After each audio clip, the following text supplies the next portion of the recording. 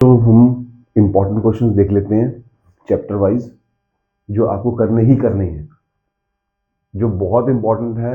Trending questions है, बार बार उनको repetition हुई हुई है, रिपीट होते हैं क्वेश्चंस, तो इनको किए बिना पेपर में मत जाना भाई। सबसे पहले मैं चैप्टर उठा रहा हूँ सेमीकंडक्टर्स।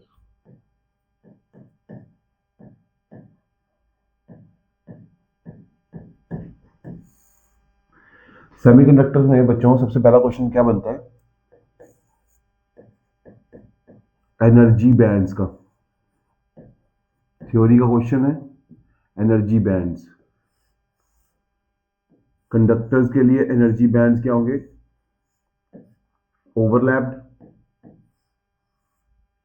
इंसुलेटर्स के लिए एनर्जी बैंड्स क्या होंगे? काफी गैप होगा उसमें। बट सेमीकंडक्टर्स के लिए जो एनर्जी बैंड्स हैं उनमें गैप कम होगा। कंडक्टर्स, इंसुलेटर और सेमीकंडक्टर्स, इनको एक्सप्लेन करना आ जाता है। ये वाला बैंड कंडक्शन बैंड और ये वाला valence band. Conduction band, valence band, conduction band, valence band. सीधा क्वेश्चन आता है, distinguish between insulators, semiconductors and conductors on the basis of conduction band and valence band. दूसरा क्वेश्चन देखिए इसमें क्या आएगा। अब नेक्स्ट क्वेश्चन आता है हमारे पास इंट्रिंसिक एंड एक्सट्रिंसिक सेमीकंडक्टर्स। दूसरा थ्योरी का इंपॉर्टेंट क्वेश्चन है इंट्रिंसिक और एक्सट्रिंसिक सेमीकंडक्टर्स। इसमें हमें इंट्रिंसिक के बारे में 3-4 लाइनें लिख देंगे और एक्सट्रिंसिक। इंट्रिंसिक में क्या होता है कि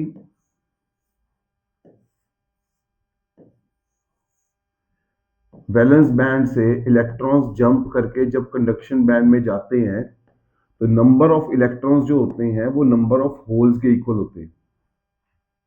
जितने इलेक्ट्रॉन्स जंप करेंगे उतने होल्स बनेंगे। बट एक्सट्रिंसिक जो सेमीकंडक्टर है वो दो टाइप्स के होंगे, N type and P type. जब हम इंट्रिंसिक में कोई डोप करते हैं मटेरियल, कोई इंप्योरिटी डालते हैं तो एक्सट्रिंसिक सेमीकंडक्टर बन जाता है। इसकी पॉइंट्स याद रख लेना। दूसरा इंपॉर्टेंट क्वेश्चन बताया मैंने। अब तीसरा सेमीकंडक्टर में क्या इंपॉर्टेंट क्वेश्चन है, वो ये पूछेंगे पी टाइप और एन टाइप ये कैसे बनते हैं। क्लियर है? तो पी टाइप कैसे बनेगा? जब 14th ग्रुप को 13th ग्रुप में ऐड कर देंगे तो पी टाइप बन जाएगा। जब 14th ग्रुप में हम 15th ग्रुप एलिमेंट डालेंगे तो एन टाइप बन जाएगा। पी टाइप सेमीकंडक्टर में होल्स जो होते हैं वो मेजॉरिटी में होते हैं। एन टाइप में इलेक्ट्रॉन्स जो होंगे वो मेजॉरिटी में होंगे। क्लियर है? इनके पॉइंट्स आ सकते हैं। तो होल्स जो है वो इलेक्ट्रॉन से बहुत ज्यादा होंगे। यहां पर जो इलेक्ट्रॉन्स होंगे वो होल्स से बहुत ज्यादा होंगे। क्लियर है? तो अब नेक्स्ट क्वेश्चन क्या आएगा इसमें? P type N type semiconductor question आ सकता है। उसके बाद आ सकता है पी एन जंक्शन।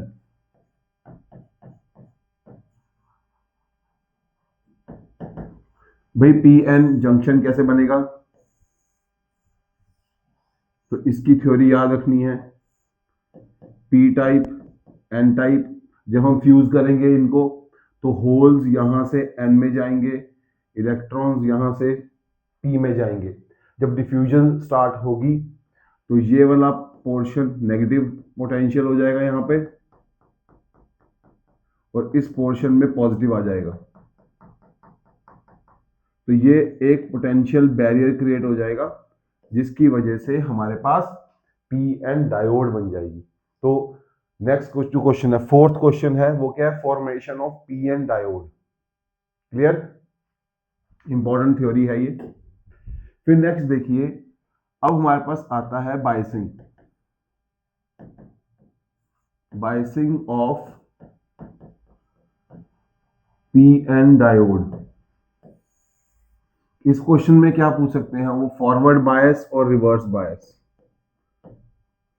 फॉरवर्ड और रिवर्स। फॉरवर्ड बायस कब होती है? जब पी टाइप सेमी इसको पीएन डायोड में पी टाइप सेमीकंडक्टर को हम हायर पोटेंशियल पे कनेक्ट करते हैं। ये हायर पोटेंशियल है और ये पी है, तो ये फॉरवर्ड बायस होगा।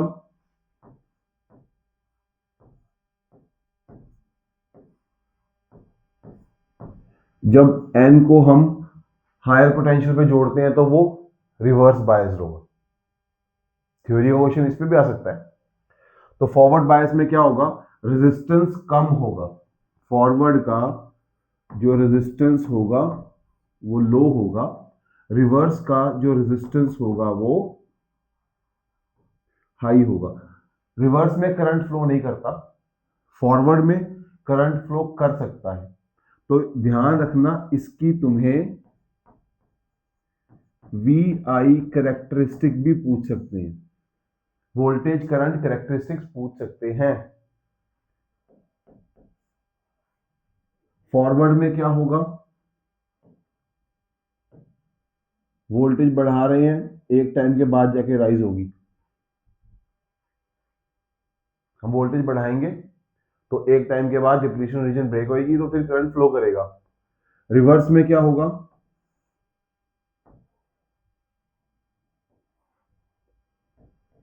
करंट वोल्टेज, वोल्टेज बढ़ा रहे हैं बट करंट फ्लो नहीं कर रहा, बट एक टाइम के बाद करंट एकदम से फॉल राइज कर जाएगा। क्लियर है? This is called breakdown voltage and this is called knee voltage. Forward V I characteristic, reverse V I characteristic. बहुत इंपॉर्टेंट है थ्योरी के पॉइंट ऑफ व्यू से। नेक्स्ट देखो जी, अब आता है हमारे पास सर्किट्स। तो सेमीकंडक्टर 7 नंबर का चैप्टर है। नेक्स्ट जो क्वेश्चन बन सकता है वो सर्किट से बन सकता है, बहुत इजी क्वेश्चन होगा। जैसे तुम्हें ये एक सर्किट दे दिया,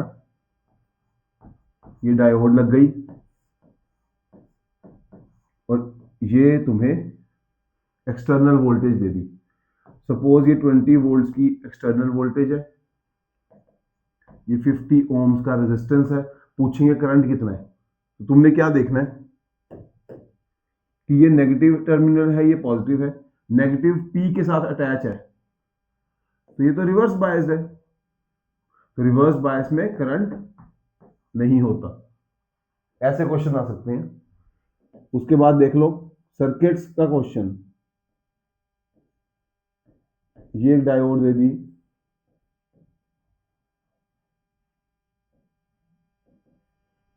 दूसरी डायोड भी दे दी इन्होंने,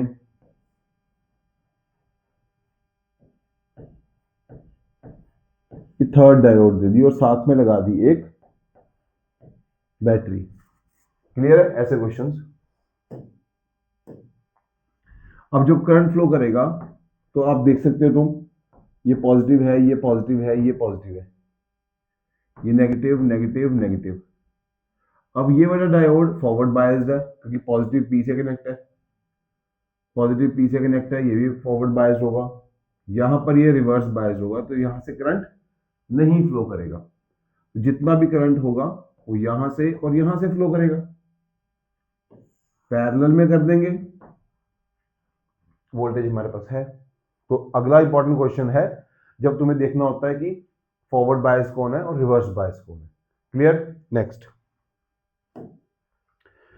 बच्चों इसमें क्वेश्चन आता है, इसकी एप्लीकेशन रेक्टिफायर जरूर पढ़ के जाना। रेक्टिफायर करता क्या है? एसी को डीसी में कन्वर्ट करता है। दो रेक्टिफायर हैं हमारे सिलेबस में, एक हाफ वेव और दूसरा फुल वेव। हाफ वेव में हम क्या करते हैं,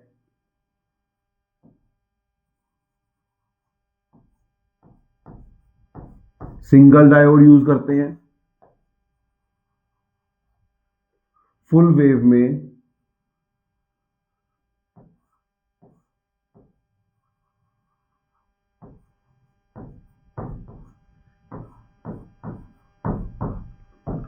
दो डायोड यूज करते हैं। क्लियर है? हाफ वेव में जो इनपुट सर्किट है, इनपुट का कर्व ऐसा बनेगा और आउटपुट का कर्व कैसा बनेगा, इस तरह से। हाफ वेव, हाफ साइकिल में करंट जाएगा, हाफ में नहीं जाएगा। बट फुल वेव में क्या होगा,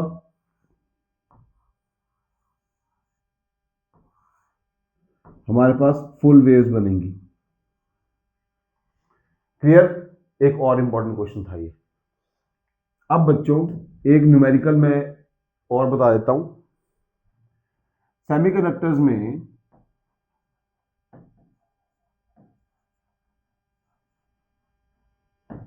अगर तुम्हें यह पूछा जाए find charge carriers, find charge carriers, तो अगर तो चाहे पी टाइप दिया हो सेमीकंडक्टर, चाहे एन टाइप दिया हो, तो नंबर ऑफ चार्ज कैरियर्स का hole square is equals to number of electrons number of holes. तुम्हें एक चीज दी होगी, दो चीजें दी होंगी, एक चीज मिस होगी, number of holes, number of electrons और चार्ज कैरियर्स में रिलेशन है ये, ध्यान रखना। एन टाइप दिया होगा तब भी तुमने यही करना है। तो ये फार्मूले, ये कॉन्सेप्ट्स याद रखना, इसे रिवाइज कर लेना सेमीकंडक्टर का। चलो बढ़ते हैं अब नेक्स्ट चैप्टर की तरफ। सेमीकंडक्टर के पहले चैप्टर आता है हमारे पास न्यूक्लियाई।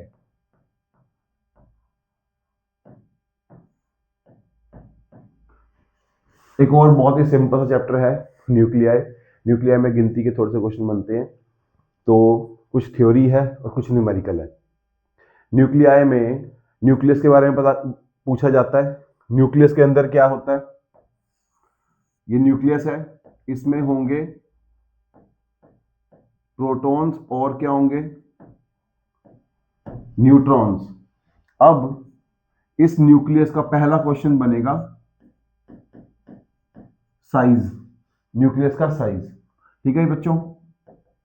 तो न्यूक्लियस का साइज मतलब वॉल्यूम, जो इसका वॉल्यूम होगा वो प्रोपोर्शनल होगा जितने इसके अंदर पार्टिकल्स हैं। तो वॉल्यूम किसके प्रोपोर्शनल होगा, इसके मास नंबर के।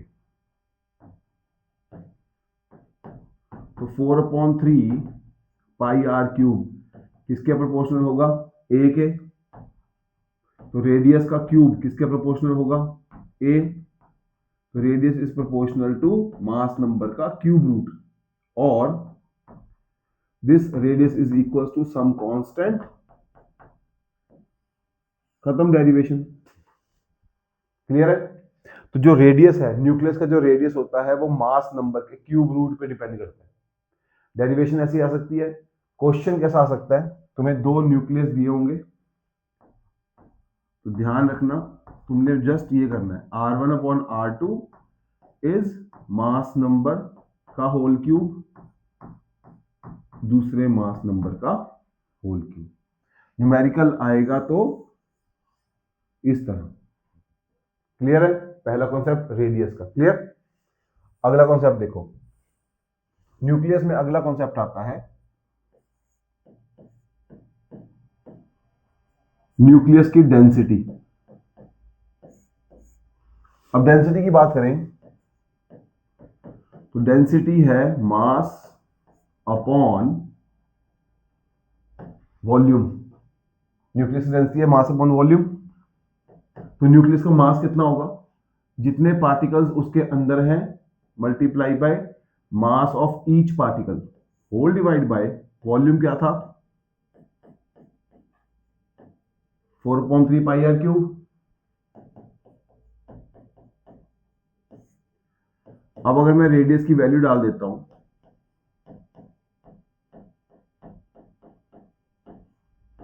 क्यूब, तो a into M whole divide by 4/3 pi, ये क्यूब आर का, आर नॉट का क्यूब हो जाएगा। मास नंबर का क्यूब रूट कैंसिल हो जाएगा। तो अब मास नंबर कैंसिल, तो डेंसिटी ऑफ न्यूक्लियस क्या आ जाएगी, 3/4 m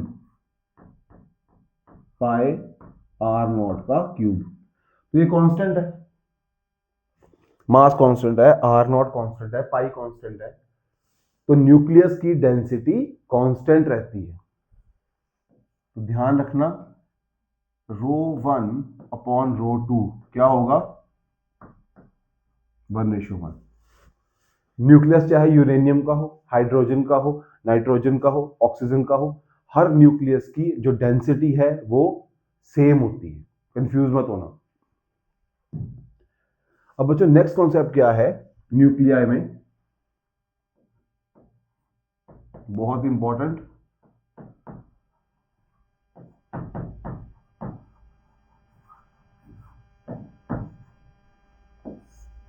बाइंडिंग एनर्जी।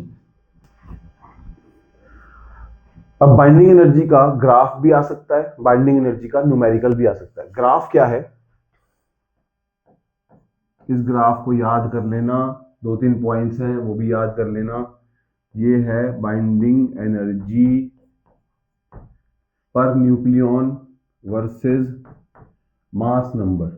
तो भाई ऐसा बनता है 1 2 3 और ऐसा। ये ग्राफ बहुत इंपॉर्टेंट है, इसके पॉइंट्स याद कर लेना, प्रॉपर्टीज याद रख लेना। क्लियर है, यहां पॉइंट्स आते हैं वो भी याद रख लेना। इसमें जो आयरन है वो सबसे स्टेबल होता है, उस आयरन के आगे जितने भी एटम्स होंगे वो सारे के सारे टूटते हैं और स्टेबल न्यूक्लियाई बनते हैं, फिशन रिएक्शंस होती हैं। इससे पहले जो एटम्स होते हैं, न्यूक्लियाई होते हैं, वो सारे के सारे एक दूसरे में जुड़ के एक स्टेबल न्यूक्लियस बनाते हैं। फ्यूजन होती है आयरन से पहले पहले, फिशन होती है आयरन के बाद। क्लियर है। अब एक तो ग्राफ आ सकता है इसका और दूसरा आ सकता है न्यूमेरिकल। बच्चों बाइंडिंग एनर्जी है क्या,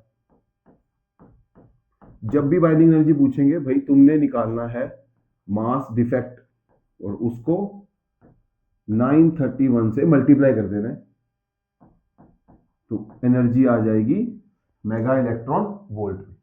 अब मास डिफेक्ट क्या है, सपोज तुम्हें ये पूछा हुआ है कि भाई नाइट्रोजन सोडियम 2311, इसके न्यूक्लियस की बाइंडिंग एनर्जी निकालनी है तुमने। क्लियर है। अब इसके न्यूक्लियस में 11 तो प्रोटॉन्स होंगे प्लस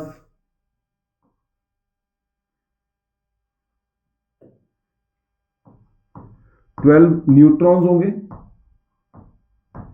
तो इसका मास होना क्या चाहिए, 11 into mass of proton plus 12 into mass of neutron. तो ये इसका मास होना चाहिए, बट हमें Na का मास कुछ दिया होगा, इन दोनों को माइनस करके जो क्वांटिटी आएगी वो होगी मास डिफेक्ट, और फिर यहां से मास डिफेक्ट आ जाएगा, तो उसको 931 से मल्टीप्लाई कर देंगे। अब ध्यान देने वाली बात क्या है, मास डिफेक्ट से 931 को जब मल्टीप्लाई कर देंगे तो हमारे पास टोटल बाइंडिंग एनर्जी आएगी। क्या आएगी, टोटल बाइंडिंग एनर्जी। हमें वो पूछ सकता है binding energy per nucleon, binding energy per nucleon. तो बाइंडिंग एनर्जी पर न्यूक्लियन कैसे आएगी,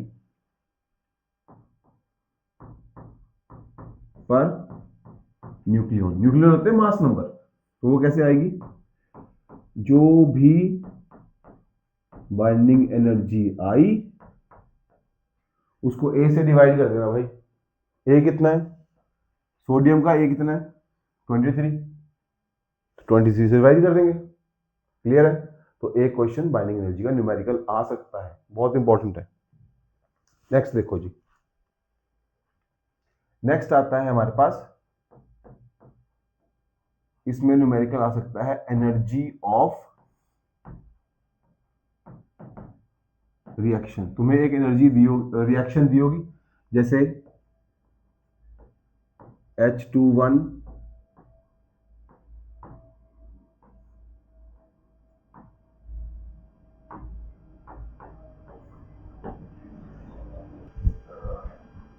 जैसे तुम्हें एक एनर्जी दी हुई है H21 is equals to helium, दो हाइड्रोजन एटम मिलकर हीलियम बना रहे हैं। अब उसने इसकी तुम्हें बाइंडिंग एनर्जी दी होगी, binding energy per nucleon is suppose दी हुई है 3.2 इलेक्ट्रॉन वोल्ट, तो binding energy per nucleon helium की दी हुई है 4.1 electron per nucleon, electron volt. दोनों की बाइंडिंग एनर्जी दी होगी, ध्यान रखना। यहां तो मास दिया होगा तो मास डिफेक्ट निकाल लेंगे, बाइंडिंग एनर्जी दी होगी तो बाइंडिंग एनर्जी से टोटल एनर्जी कैसे निकालनी है, लेफ्ट हैंड साइड की energy minus right hand side energy. Clear है? लेफ्ट हैंड साइड की एनर्जी क्या है, देखो ये है हाइड्रोजन की, हाइड्रोजन के कितने कितने न्यूक्लियन है, दो, तो इसकी टोटल एनर्जी कितनी आएगी, 2 इंटू 3.2 प्लस 2 इंटू 3.2, दो है ना, माइनस इसके पास 4 है, तो हीलियम की जो एनर्जी है उसको 4 से मल्टीप्लाई करना पड़ेगा क्योंकि टोटल चाहिए, 4 इंटू 4.1, तो इनको माइनस कर देंगे, माइनस करके जो वैल्यू आएगी वो क्या वैल्यू आएगी, क्यू वैल्यू। ध्यान रखना, या तो मास दिया दे सकते हैं या फिर दे सकते हैं वो बाइंडिंग एनर्जी।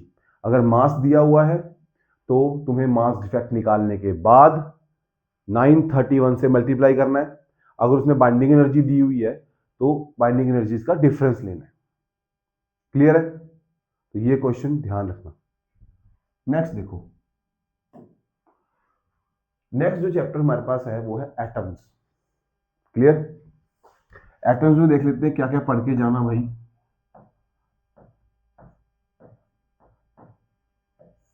अब बच्चों एटम्स में थ्योरी की बात करें तो तुम्हारे पास पहले आता है रदरफोर्ड्स मॉडल, इस पे नजर मार लेना। इसने अल्फा पार्टिकल स्कैटरिंग एक्सपेरिमेंट किया था, इसने कहा था कि जो एटम्स है वो स्टेबल नहीं है, इलेक्ट्रॉन घूमते घूमते अपनी एनर्जी को रिलीज करते हैं, ये सारी चीजें इसने बोली, तो इसकी थ्योरी इंपॉर्टेंट है। उसके बाद बोहर्स का जो मॉडल है उसकी थ्योरी पढ़ लेना। बोहर्स ने क्या बोला था कि इलेक्ट्रॉन्स स्टेशनरी ऑर्बिट्स में घूम रहे हैं, उनका एंगुलर मोमेंटम कंजर्व्ड है, ये बोहर ने बोला, तो ये थ्योरेटिकल क्वेश्चन आ सकता है। अब डेरिवेशन की बात करें अगर, तो इसमें पहली डेरिवेशन क्या आएगी, रेडियस ऑफ ऑर्बिट। अब रेडियस ऑफ ऑर्बिट निकालने के लिए मैं तुम्हें थोड़ा सा एक्सप्रेशन बता रहा हूं, एक बार पढ़ लेना, थ्योरी भी लिख देना। रेडियस के लिए हम क्या करेंगे, सपोज ये एक ऑर्बिट है, ये न्यूक्लियस है, रेडियस r है, इलेक्ट्रॉन घूम रहा है, न्यूक्लियस के अंदर कितना चार्ज होगा, Ze, जितना उसका एटॉमिक नंबर वो चार्ज, इलेक्ट्रॉन पे चार्ज कितना है E। तो रेडियस फाइंड करने के लिए सबसे पहले तुम्हें क्या करना है, सेंट्रीपिटल फोर्स जो इलेक्ट्रॉन को चाहिए वो इलेक्ट्रोस्टैटिक फोर्स प्रोवाइड कर रही है, K Q1 Q2 bye R square. तो यहां से तुम्हारे पास इक्वेशन आ जाएगी mv square is equals to KZE square upon R। दूसरा, बोहर ने कहा कि जो एंगुलर मोमेंटम है वो कांस्टेंट है NH अपॉन 2 पाई, तो यहां से V फाइंड कर लेते हैं, इस V की वैल्यू को यहां पुट कर देते हैं इधर, तो हमारे पास रेडियस ऑफ ऑर्बिट आ जाएगा। क्लियर है? तो पहली डेरिवेशन है रेडियस, कैसे निकालना देख लेना। अब दूसरा वो पूछ सकते हैं वेलोसिटी, इलेक्ट्रॉन की स्पीड क्या है।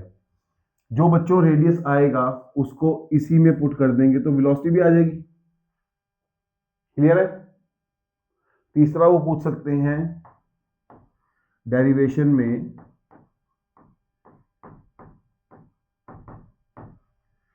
Time period. टाइम पीरियड में कैसे फाइंड करना तुमने जस्ट 2πr/v कर देना, रेडियस की भी वैल्यू डाल देना, वेलोसिटी की भी वैल्यू डाल देना, तो टाइम आ जाएगा। क्लियर है। नेक्स्ट डेरिवेशन, इसको हटा देता हूं। अब नेक्स्ट फोर्थ डेरिवेशन क्या आएगी,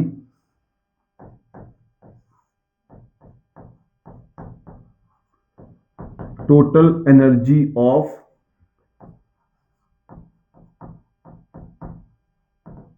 electron. Total energy of electron की डेरिवेशन अगर आती है तो टोटल एनर्जी क्या होगी, kinetic energy plus potential energy. Kinetic energy की वैल्यू क्या डालेंगे, हाफ mv²। पोटेंशियल की क्या डालेंगे, -k q1 q2/r²। क्लियर है। इन दोनों को ऐड करना है हमने, तो mv² की वैल्यू डाल देंगे तो वहां से हमारे पास टोटल एनर्जी आ जाएगी। क्लियर है।